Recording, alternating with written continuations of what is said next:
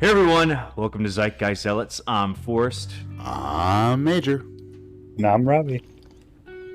and today we're going to talk about the second episode of She-Hulk Attorney at Law, and the second episode of House of the Attorney Dragon. for Hire. And Oh, that's right, yeah. and House of Oh yeah, and they even showed that on the title. Showed that in the title at the beginning. Or how about She-Hulk no longer an attorney because anyone in that situation would file a wrongful termination suit and make millions, I'd imagine. Right. Don't you think? I mean, if anyone knows, it would be her, right? As a lawyer. And, or at least anyone someone who would know. Anyone who doesn't hire her for discrimination, like they hate green people. So what exactly are we talking about in this episode? For those who might not remember exactly. So basically, Jen got fired from her job, and she was unemployed and depressed for all of 5 minutes, and then she got hired. She got to do another fired. job. She got fired from her job for saving. Well, the trial that she was gonna quote unquote win, right? Got a mistrial because she saved the jury, right? So they came back in a record time and voted in favor of her, and so they did a mistrial, and they just figured that's always gonna happen because she's a superhero. So they let her go. Right, so she loses her job because she's a superhero. She mopes around. We'll talk about that for a second. And then she gets a new job. That's how long it lasted, a second. Yeah. But while she was moping around, I just wanted to point out that little Wolverine Easter egg. Did you guys see that? I read about that, but it was so small. It was like a newspaper clipping that I think anyone would have missed it. I missed it when I was watching it, but I read about it afterwards. I caught it first time. Yeah, I didn't catch it when I was watching it. I was like, Kelly, look at that. She didn't care. She's just on her phone. Yeah. She does not. Now that I know about it, I still don't care. Is this first off? Wait, you don't care? Confirmation? This is definitely Wolverine. Is this how I would have introduced Wolverine, quote unquote, introduced Wolverine into the MCU? No. But it is a nice little Easter egg. It's an interesting Easter egg, but I don't know. I think it was funny that. I think any situation where someone bursts through the wall like the Kool-Aid Man would result in a mistrial, regardless if there's a She-Hulk involved at all. Yeah, especially if it's just low blood sugar, right? I know the writers. Trial. It was she arrived to the wrong courtroom, right? So it had nothing to do with it at all. She's trying to get She's trying to get to the DUI or the was it the Department of Motor DMV? The DMV with the wrong building. I'm just trying to register my license plate. Yeah, and resulted in a mistrial anyway. But yeah, it's Wolverine. We'll see. Look how radically they're doing, how radically they're changing Namor. Everyone was excited about Namor, but that's gonna be Ew, who's excited about Namor? Here's the thing. Comic fans. What? The 1% of comic fans who like Namor? Even the Family Guy fucking rags on Namor, right? Let's be honest, there are better superheroes out there to make movies out of. I don't know why you have to make a Namor movie. Namor was the first Marvel superhero, though. I think he debuted in 1939, so he was older than Captain America. Well, yeah, and the Model T was one of the first vehicles. I don't think we should bring that back into style.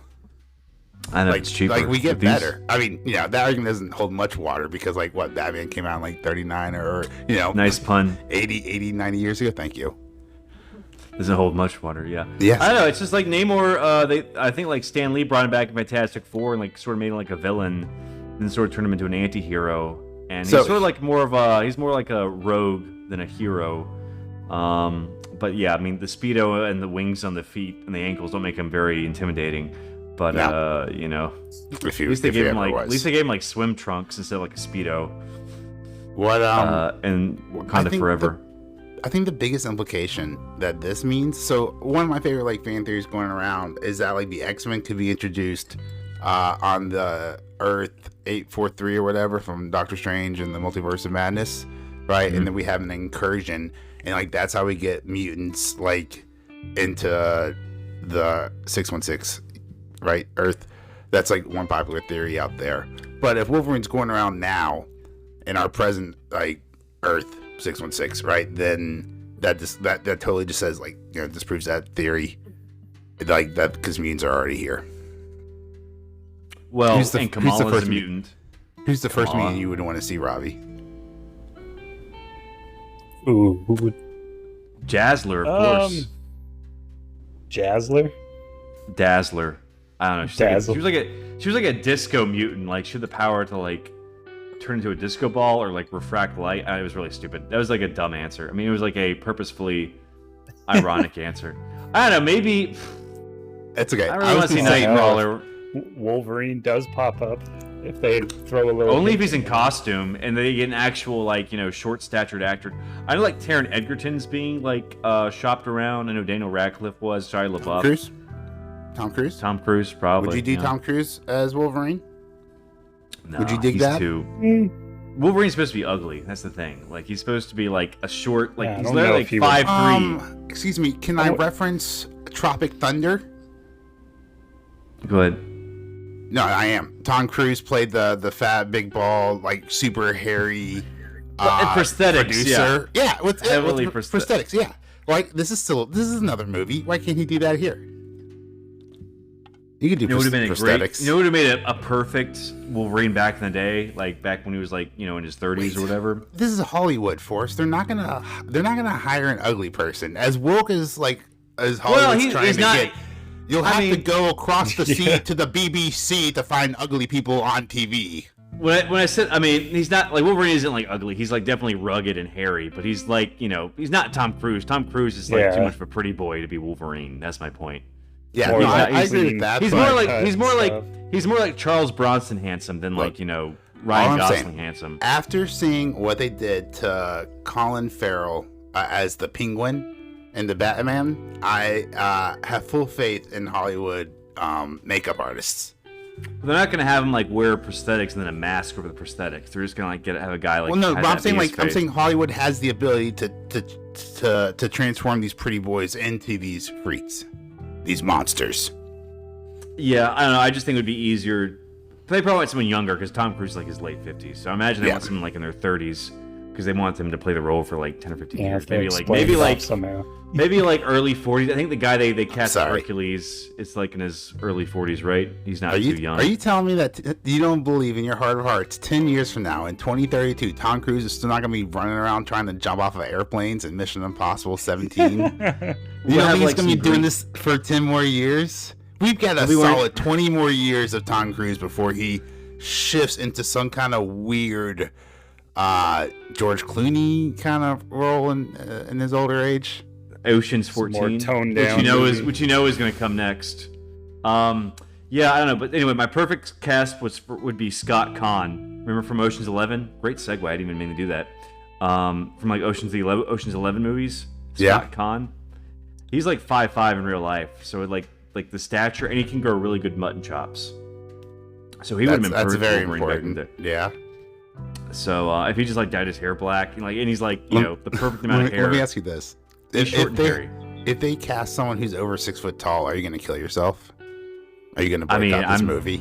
Are you going to die inside? I won't boycott it. I'll just be like, you're just doing the same. It's like I'm just gonna be disappointed. You'll just be upset. Yeah. I'm not mad, just disappointed, Marvel. I gotcha. Yeah. My answer is Mystique with 3 eyebrow raises. No more Mystique. I mean, no more Jennifer Lawrence.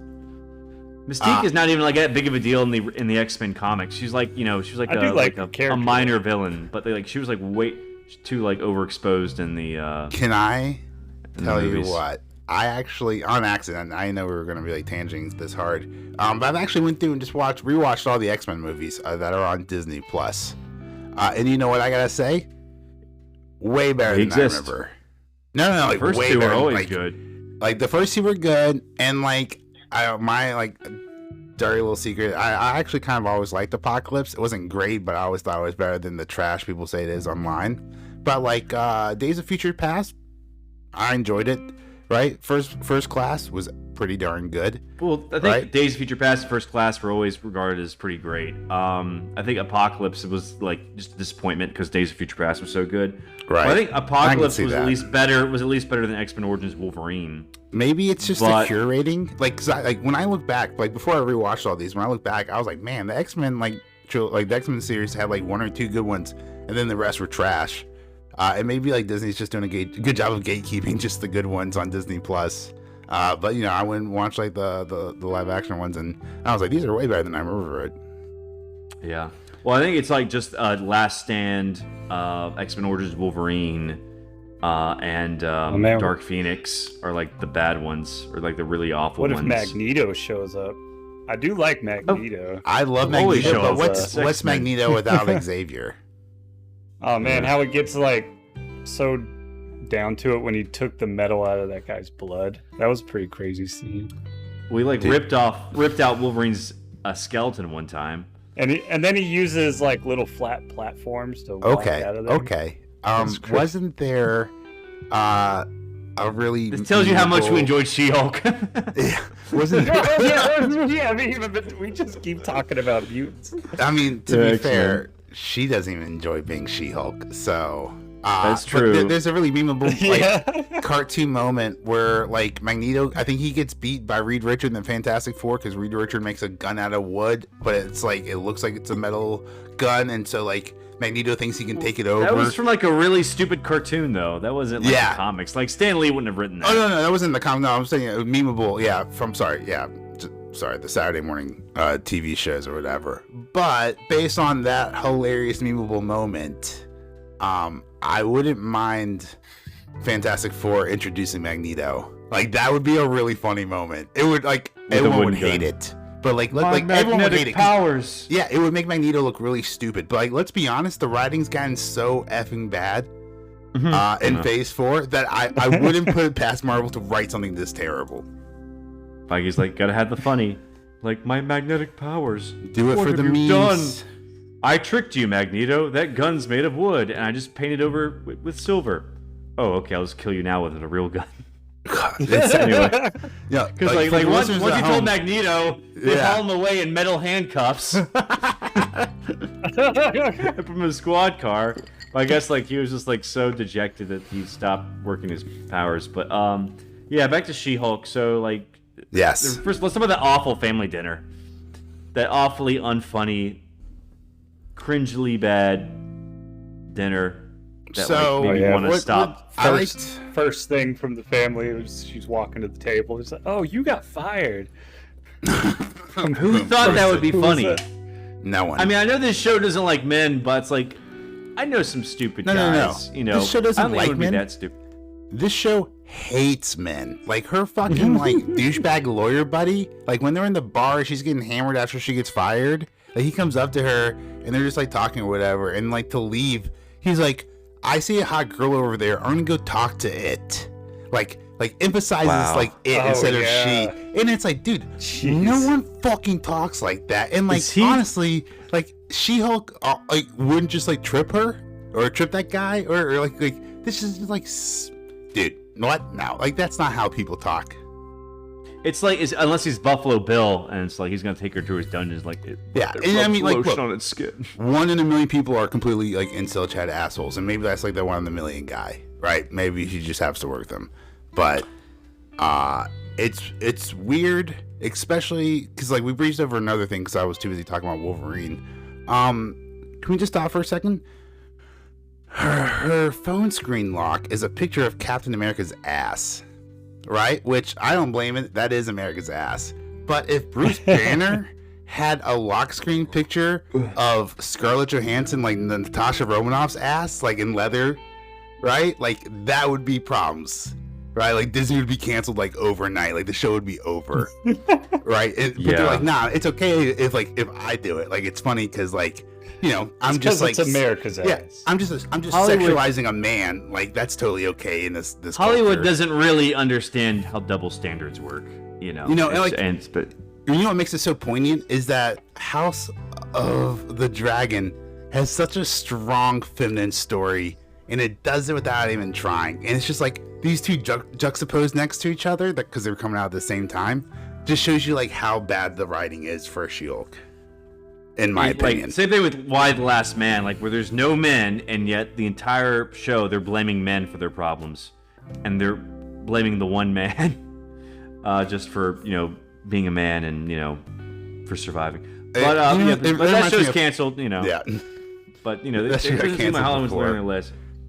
Or even finished. Before it even finished, they canceled it. Yeah, unlike House of the Dragons, which got already signed up for season 2 after 1 episode. However, they did bring in $20 million on the first day, so that's juicy. Everyone it has been pretty good. How much before us watched it? How much of a drop was episode 2?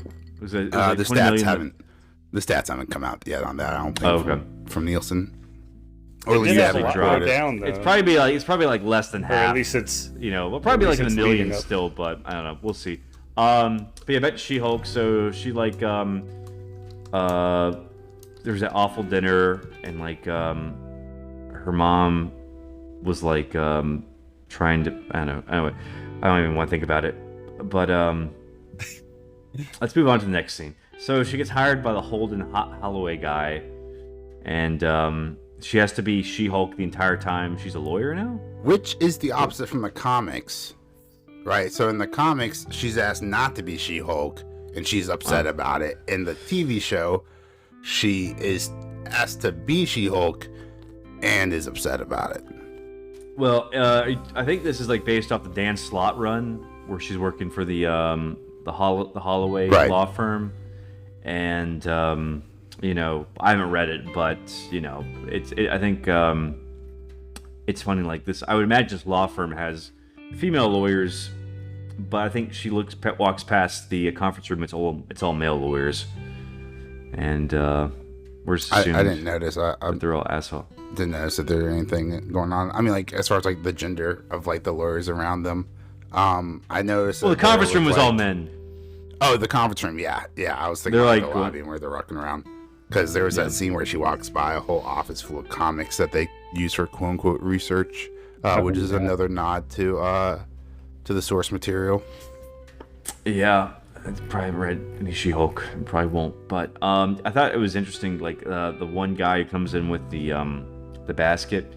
He's apparently like the one likable guy in this show. I guess besides her dad and I guess Bruce. But then he made a poop joke. I was like, okay. I don't think they respect this guy either. Oh, yeah, no. So he's supposed to be, like, in love with her in the comics.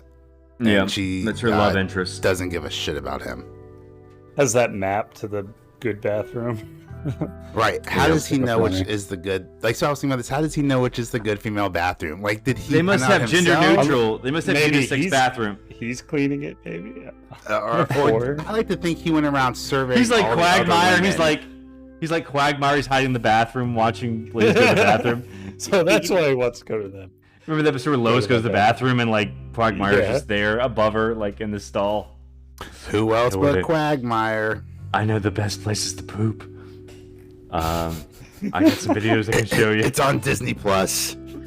It's all over Marvel Phase 4. It's the best. Yeah, so it's like I guess they would have to have unisex bathrooms, otherwise that's kind of creepy. He would know that, but I guess he'll have more of a role going further. So I guess her first case is that she has to defend the Abomination, who we saw in Shang-Chi, but now we finally got to see Tim Roth. We finally got to see Tim Roth back after what, I think 14 years since he was in Shang-Chi. I mean, Tim Roth wasn't. Oh, good point. Touché. Was he the actor? It was just. Was he transformed? Yeah, I guess he can like go back and forth. He was in the recap. Technically, right is the best kind of right. Yeah. Well, he's finally back, and I think Holloway was like, "There's no conflict of interest. You can defend him. If you don't defend him, you have a job here." So she goes to meet him at the vault or the raft. What's the name of the prison? I guess it doesn't matter. But yeah, so he basically made the case. The writers don't know, so why should we care? He made the case that he was ordered to take super soldier serum, but I guess what he failed to mention was that he deliberately exposed himself to gamma radiation. So very colorful editing. Like, what a spin doctor. But I guess if I was locked up in isolation for 14 years, I would come up with a way to spin it too. Yeah, I'm wondering if he's really still evil and he's just trying to get out of prison. I love Tim Roth as an actor. He's got a plan. Like, I don't know who he is as a person, but like I'm like rewatching Lie to Me, at least the first season with my wife right now, and like he's so good in it. I know the show drops off like a rock, but like that first season's so good. Yeah, I mean, I don't think he's done anything since like Hateful Eight with Quentin Tarantino, but that was only like what 5 or 6 years ago. So he's still been doing stuff, but I don't think he's really been doing anything like just sitting on the sidelines waiting for them to make a Hulk solo movie. Whoops.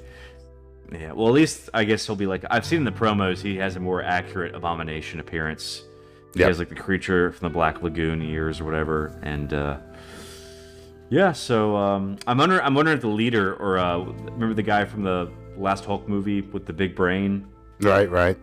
Or like his brain started to get big after the blood dropped on his head. The actual character, the leader, capital L. Yeah, which I realize is just Stan Lee was just like, all right, I need like a green Hitler, and I can't use the Fuhrer. We'll just translate that and just call him the leader. The leader. Fuhrer means leader. A leader. And Fuhrer means leader in German. So I always thought it was kind of weird. Well, hey, this man's got superpowers. What should we call him? Superman? Genius. Well, it's like, did the word superhero come from Superman? I'm not here for class in etymology. No, I believe it came from supercalifragilisticexpialidocious. Okay, you're talking about a movie that came out in the 60s now. So many anachronisms going on tonight. Speaking of anachronisms, we saw in episode 1, or some of maybe episode 2 as well, a lot of Sicarian artifacts that Hulk shouldn't have, right? Like, we saw that helmet. Thank you, good sir. The helmet he wore on Sakaar, right? But he wasn't wearing that when he left, so that implies, 1, sloppy riding, like we've been saying the whole time, and that might still be true. But 2, he could have gone back at some point to retrieve the helmet, and maybe this is related to it. Well, it's kind of like the fake. It's like the fake Infinity Gauntlet in what the. You think it's a replica? You think Bruce? You think Professor Hulk made a? Well, it's just like they'll just make up an excuse. They'll just make up an excuse because they had the Infinity Gauntlet in the first Thor movie, and then Thor Ragnarok they had to Which say is like fine. It's fake. Make an excuse as long as they pay a good writer in Hollywood to make up a good excuse.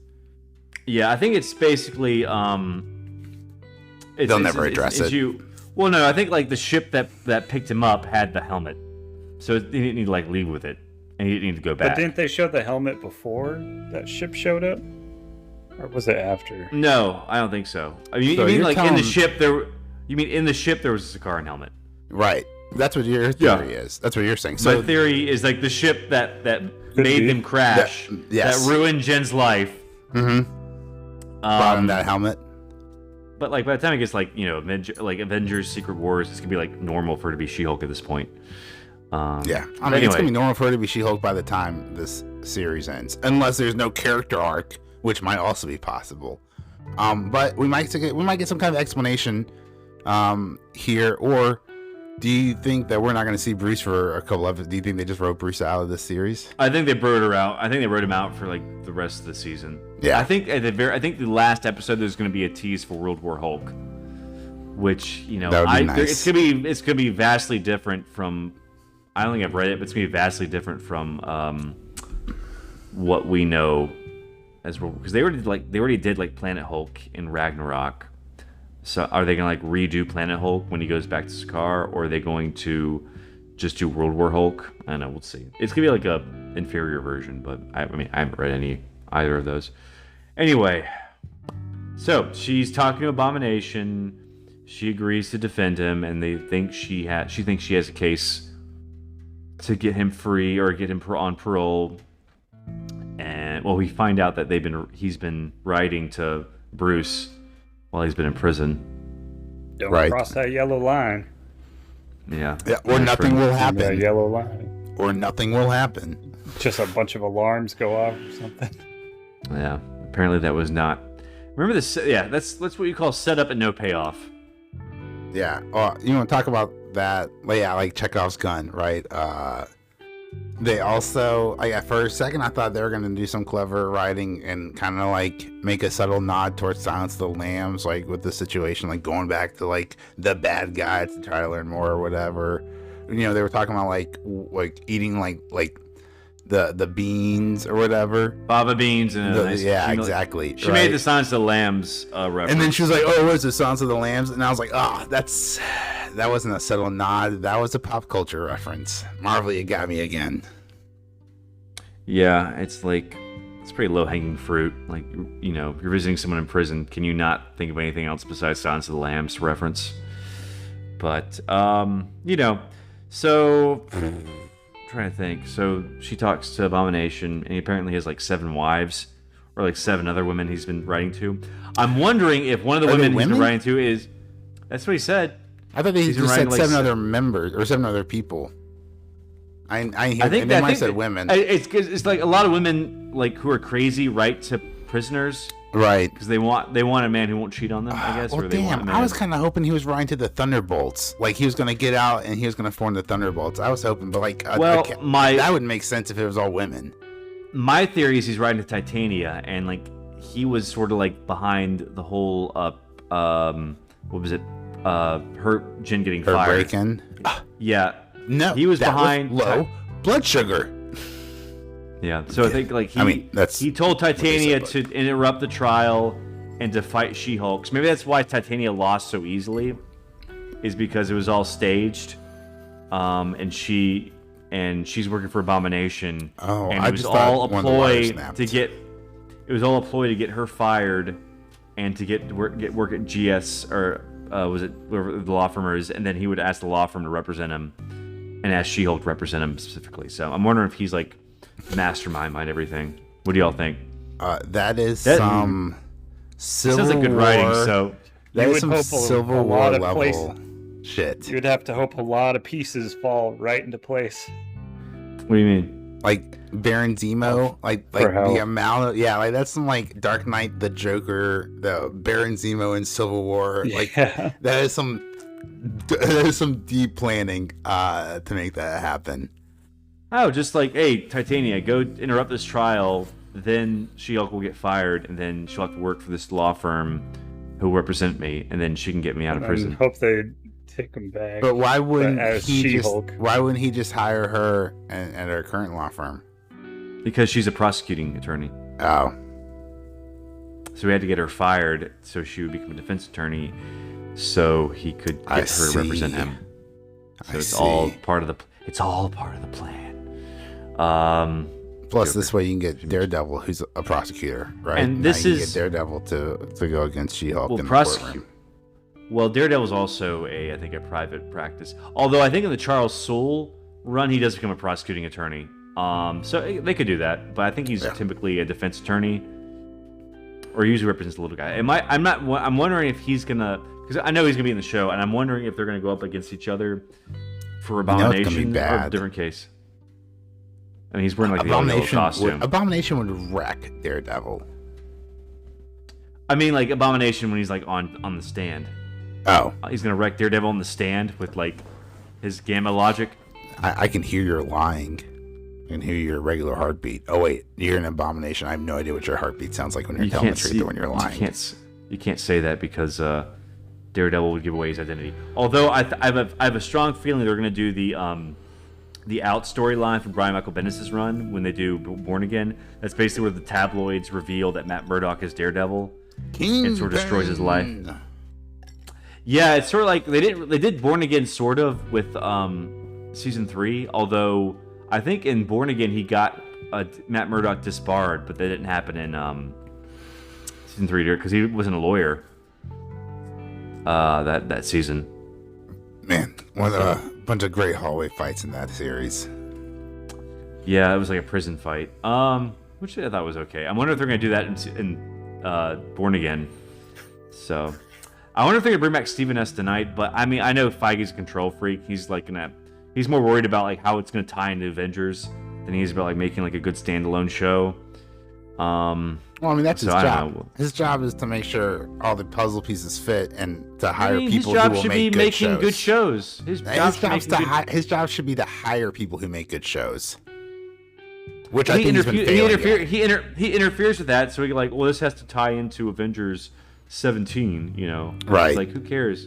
I mean, at least Moon Knight was definitely, like, you know, as disappointed I was with Moon Knight, at least it was more standalone, but, like, I think he might have pushed, like, more of the spectacle and more of the mysticism of Moon Knight, which I think Moon Knight works best as, like, more grounded, like Daredevil, but I guess he was, like, so worried that Moon Knight was going to be perceived as a Batman ripoff if they went the grounded route, so they had to make it super Yeah, different. I mean, remember when they showcased that purple sky beam from the pyramid that never happened? Yeah. And I mean, I at least hope he's aware how disappointing Phase 4 has been, so maybe he'll course correct for Phase 5, you know, and like just focus on quality Gosh, over you have to hope so. continuity, you know.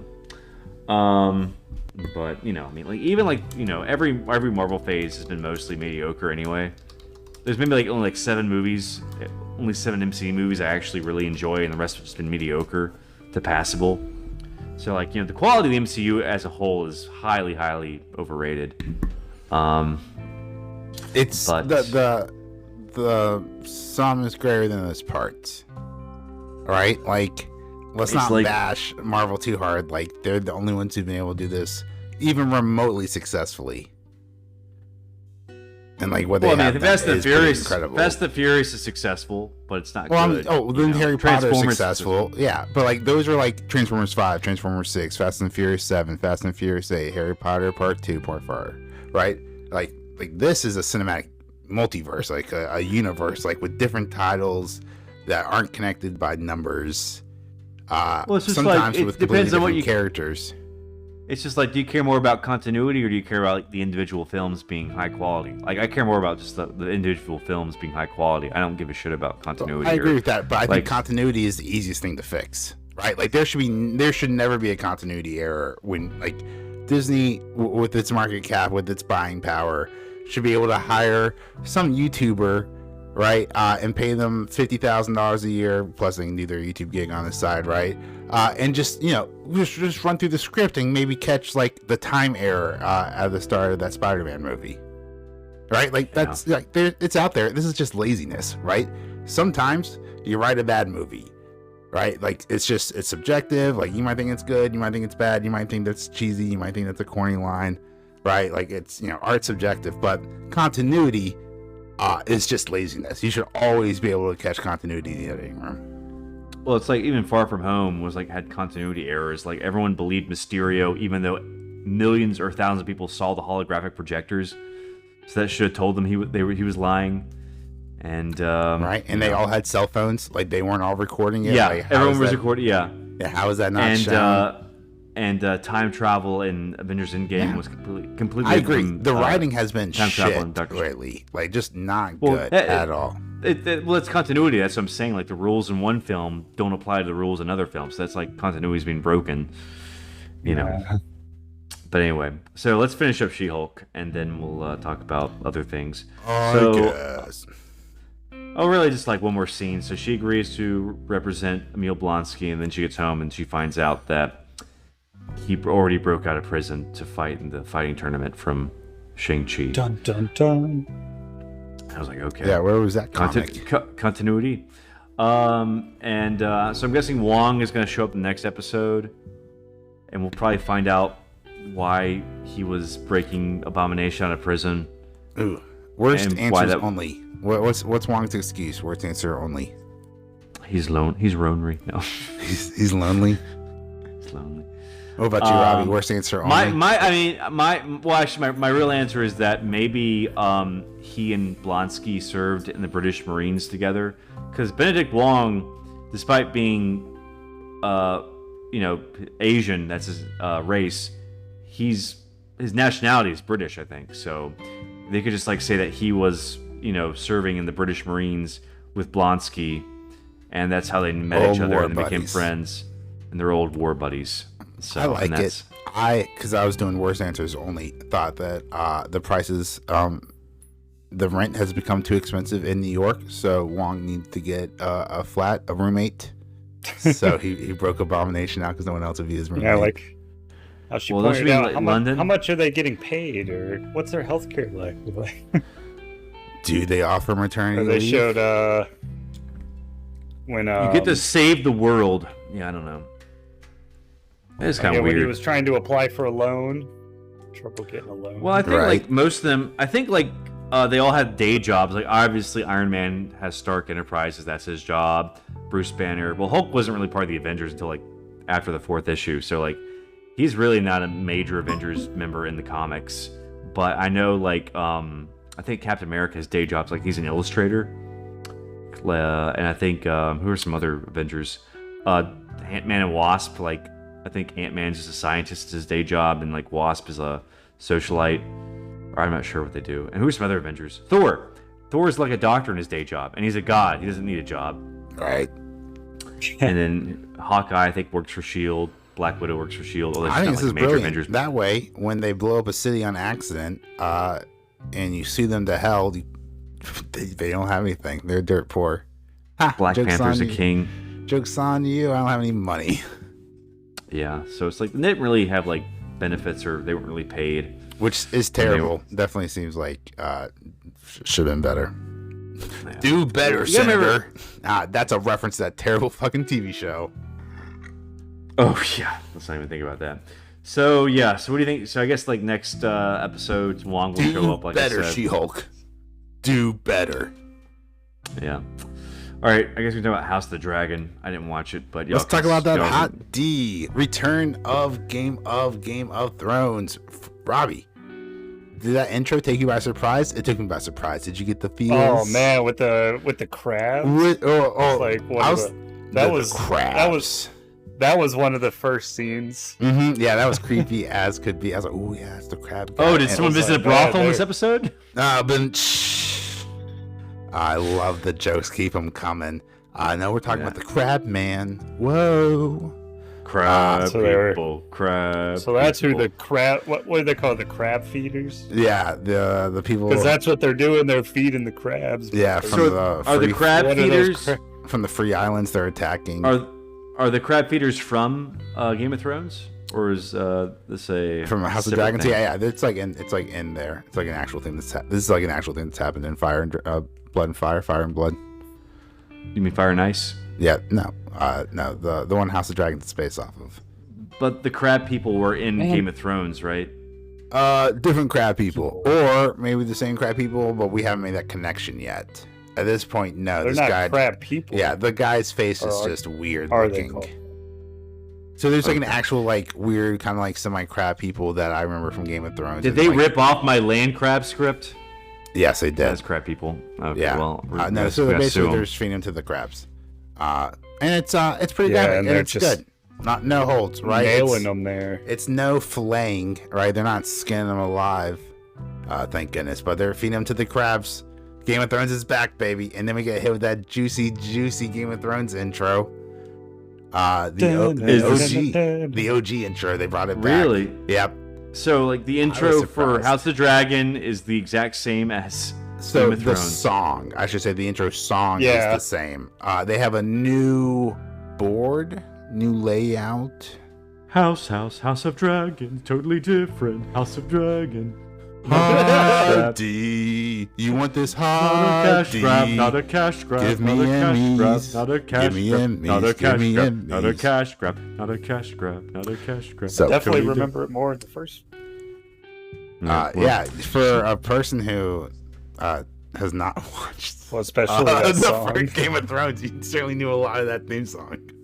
I told you I watched the first half of season 1. I watched like up to where the Eddard first half Stark of gets head season cut off. one. The first half of season And one. I read the first book, so I guess I can finish season 1 at least. I read the first chapter of War and Peace. I know what I'm talking about. I read the first book. That's a huge chunk of the show. You know, It the is. first No, season. I'm just impressed. Like you remember the theme song. Like I couldn't tell you the theme song. The theme from, like- song is like, you know, it's only what, dun dun dun dun dun, 6 notes. Dun, That's dun, that's dun, impressive. dun, That's, dun, it's almost dun, impressive. dun, Is dun, I'm giving you a dun, compliment dun, dun. over here. That's all. I'm taking the compliment. Why don't you just take the compliment? Oh, I thought you were insulting. I'm giving you a compliment. I'm saying, wow, I am so impressed that you remember the theme song. Like, that's incredible. Well, there's no need to be impressed because it's like a pretty easy, catchy theme song, and yeah, because it's like a very impressive theme song. Even people who don't, even people who haven't like even watched what I've watched, you probably know what that's from. Okay, because, well, like, just for the culture. record, I don't need to earn a compliment from you. You can just throw them my way anytime you want to. Same for you, listeners. If you guys want to just tweet at us at Zealot Podcast on Twitter. Throw some love our way, throw some hate too, I guess. Earned, unearned, it, I guess, does not matter. Yeah. But let's talk about Hot D, right?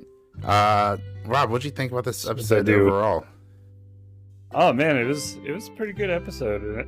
Man, we're gonna try our best. Yeah, they got into these names are hard and they are foreign. Like, we are not familiar with them. It's only episode 2, so like we're gonna try our best with this. Just like, like bear with us here. I did take notes on a couple of them, but yeah, some of them I was trying to remember their names. Nice. Oh, like Crag is crab feeder. There we go. That's Lord Polis. Yeah, the guy who's part of the Navy. Yeah, he was telling them at the council that they to attack the Free City. Yeah, and that makes sense, right? Because like they're attacking his shit, and he's like, "Give me permission to like defend my lands," and they're like, "Nah, let's do some peace over here." Yeah, they're trying to play it nice, and then the princess says to, "Why don't we use the dragons?" Yeah, dude, she's so good. And they're like, "Keep serving my drinks." Shut up, woman who's currently about to become the queen one day. Yeah, but they're still treating her the same. Yeah. Very good observation. So she's trying to like prove her worth. And I think she does, as we'll talk about later. We'll talk about later. Oh, she's so good. Definitely stand out. What's her name? Millie Alcock or whatever. Just fantastic as Rhaenyra. Yeah, and then she had to choose a knight or the King's Guard. Yep, she had to pick a replacement for the King's Guard. And I liked she actually asked good questions. Pointed out the only one who had battle experience. Yeah, and she's like, I choose him. Oh, what a coincidence. He's super dreamy. And oh, what a double coincidence. I already gave him my wreath in episode 1 at the jousting tournament. So I definitely would keep an eye on him because I'm sure he's going to be hella important. Well, and she knocked the prince down. Right? Totally beat him. Good. Oh yeah, that's gonna come back to haunt him in a later episode. I'm sure. Yeah, like dude, like it just feels like a return to Game of Thrones. Like there's so much shit going on, and like maybe this episode didn't have like boobs or like a ton of like gore and like like a bunch of fiery dragon scenes or whatever. Spoiler alert for not really spoiler alert, but the trailer for episode 3 looks like that's gonna change. It looks like we're gonna get some more battle scenes, but like I didn't really feel like this episode needed it. Like there was so much like world building and like shit going on and intrigue, and then also like a little bit of gore and disgust. Like it was like OG Game of Thrones. Like there was like some Littlefinger action going on by Otto Hightower, right? Very sneaky. That's is that Rhys Ifans' character, the guy who played the Lizard in Spider-Man? Yes, it is. Okay, so he's the Littlefinger. He plays Otto Hightower, and I really enjoy him. He's he's the hand of the king for those trying to remember. And he told his daughter Alicent to go hang out and befriend the king, right? And so that comes into play later on. As we move on, Rob, dude, did you see when? So what's his name? Lord Corlys Valerian, right? Was talking to the king about marrying his daughter, and they mentioned her name. Yeah. And I was like, I just rewatched episode 1. I don't remember any of those characters named that. And I was like, oh, yeah, it must be a new character. And then we fucking meet her, bro. Oh, like, dude, she's 12. The horror, dude. 12. How they shot that so perfectly. Because it's like, it's like you see like the dad for a second, and then you see the king, and then bam, you see the king walking with a fucking toddler, and you're like, when I first saw the scene, I was like, is that her? Yeah, dude. I was like, wondered if it's maybe some other character. No, from the hair, dude. Right away, I was like, dude, I looked over at my wife, and I was like, George, is a sick son of a bitch. I was like, dude, at least the king's not trying to marry his daughter. Yeah. Like, thanks for some restraint, George. Yeah, he's not wanting to jump into that. Gosh, but it's all about politics to them, dude, not like what he wants. And like, good, all right? Like, I agree. Don't fuck a 12-year-old. Let the kingdom burn. If it's like between fucking a 12-year-old and letting the kingdom burn, like, I think the king made the right choice. But like, dude, Game of Thrones is back, baby, because he made the right choice, and it's gonna fucking cost him. You can just fucking tell, dude. The setup right at the end, because like he's talking, Valerian is talking to Damien, right? The king's brother. So you know, they're probably gonna be teaming up together. That's gonna be super interesting. I wonder, you know, this has the game. Yeah, because he's pissed off now. Yeah, has the game come afoot? Didn't choose his daughter. Let's talk about. Yeah, but who did he choose? Remember? Right, he chose. Turned out to be her best friend. Yeah. Oh, dude. Rhaenyra's best friend. Dude, so juicy. Like, the writing, so classic Game of Thrones, dude. Because Rhaenyra is set up to become the heir. She's supposed to inherit the kingdom, but her dad is now marrying her best friend. And if her best friend gets pregnant and has a son, then he's gonna get the kingdom. So like, drama. She was trying to give him the okay to just marry the 12-year-old as long as you don't bang him till, what'd she say, 14 was gonna be the age? That's what the mom said. The mom's like, don't worry, he won't bang you till you're 14. And like, dude, that's not comforting advice like a mother should give to her daughter on her wedding day. I'm just glad that he wasn't really for it. Yo, me too. And like, you know, like he's gonna get killed over it or some dumb shit, because that's just how George is. That's just how the writing is in Game of Thrones. Thanks, George. But so let's talk a little bit more about Damien. Dude, I gotta say, for a drama, he took a dragon egg. Dude, drama queen. Dude, I love this salty bitch. Right, like, he is upset. He's leaving. Not only is he like gonna fucking leave, he's taking his dragon, and he steals like a dragon egg. He has no problem just tearing up civilians. None whatsoever. Those are some rough scenes. Right. So he steals the dragon egg, right? And this is the dragon egg of Balon, the king for a day, or the prince for a day. His nephew, who and died. Apparently the only reason he wants the whore with him, not to marry her, but to put the egg in her. How is that supposed to work? So he stole the egg because he was planning to marry her. Right, and this is. But it wasn't really for love. It was for something with the dragon. Wasn't it? I think it was more so just pissing someone off, right? So like the old Targaryen way, they used to take like multiple wives. So that's when he was talking about like, in the old ways of my ancestors, I'm taking a second wife, right? And it's just so happens to be like his whore. And in the old tradition of like Valyria, or with the Targaryens, they would put dragon eggs in the cradles with newborn babies so that the pets bond together. My only question is that you're supposed to keep dragon eggs hot, like really hot, much better than I thought they meant. Yeah, he's not trying to stick that dragon egg inside of her. No, that's not how dragons are made. I thought they were saying sticking it in the womb of the. You know, I was like, wait, what? George is so fucked up. With how rough some of the scenes were. Dude, I don't blame you. Dude, George is so fucked up. I don't blame you for thinking that. Like, that is a logical conclusion. What'd you think about the dragons? The dragons look good. What'd you think about the clouds, bro? Dude, when Rhaenyra was coming up on the clouds, you could see like it reminded me like the shark going through the water. What'd you think? How about the horrible like green screen is for her flying in? Oh, so bad, dude. But like, dude, she saved the day. Yeah, with the prince. Without emasculating anyone. Like, way to be a strong feminine character. Like, great strong feminine writing. Without like, I don't know, without it being terrible. Stabs at you, She-Hulk, whatever. But like, you can tell, like, he's just like a messy. That's what he is. Damien is a messy bitch. Right, because he doesn't really care, does he? Like, he just gives up so easily, and he just tosses the egg back. He just tosses the dragon egg. Yeah, dude. He's like, oh, fine, fuck it. Just have your ball and go home. Those do look like some tough eggs, though. Yeah.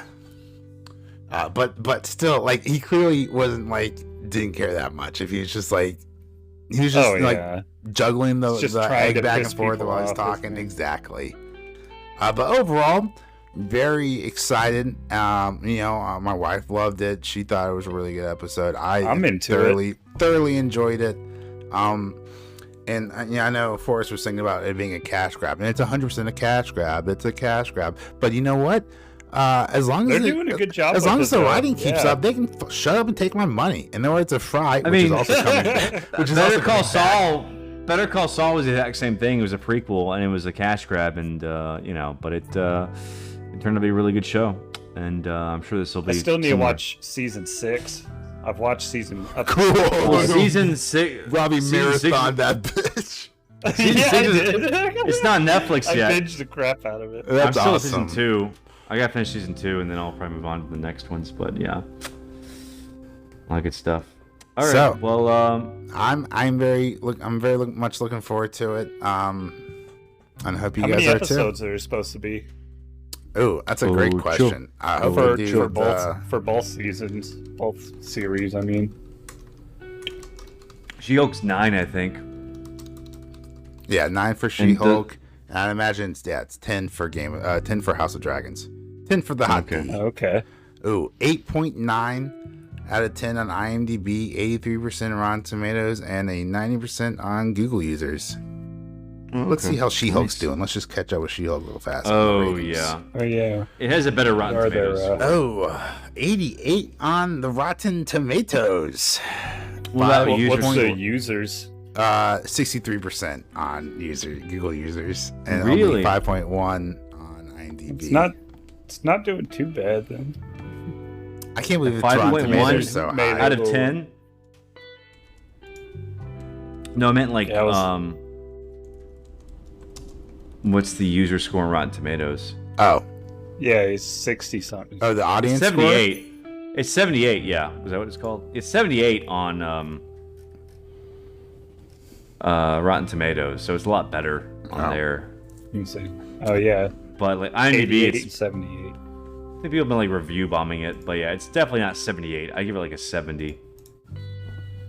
Yeah, I agree with that. A 7, a solid 7, maybe a 10 even. Yeah. All right. Well, I think that's all we have. I'll try to watch House of the Dragon sometime this week, and maybe I can participate in the discussion more. But I need HBO Max though. I'm just not in the mood to watch another or get another streaming service. But I could probably watch Primal. So, but yeah, that's our show. Maybe you want to plug our social media? Absolutely, no, I do, guys. Thank you so much for listening. We really appreciate it. What did you guys think about episode 2 of She-Hulk? What did you guys think about episode 2 of Hot D? Is it everything you wanted from Game of Thrones? It's probably better than what you expected.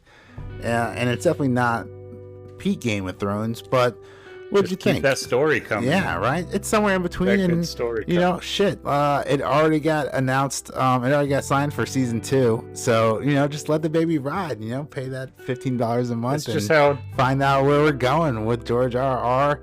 Grossface over here.